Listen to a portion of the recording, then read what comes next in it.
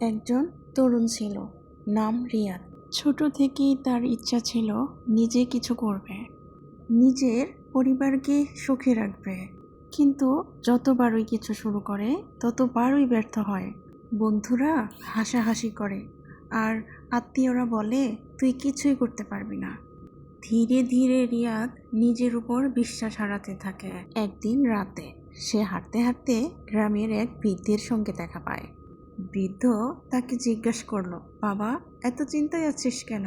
রিয়াদ দীর্ঘশ্বাস ফেলে বলল, চেষ্টা করেও কিছুই করতে পারি না, মনে হয় আল্লাহ আমাকে চান না।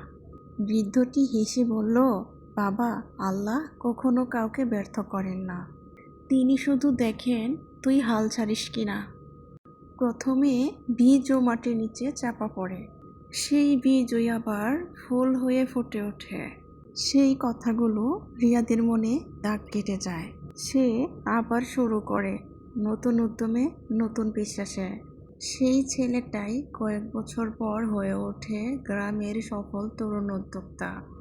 যখন সবাই জানতে চায় তার রহস্য, সে শুধু বলে, আমি হাল ছাড়িনি আর আল্লাহ আমার পথ থামাননি।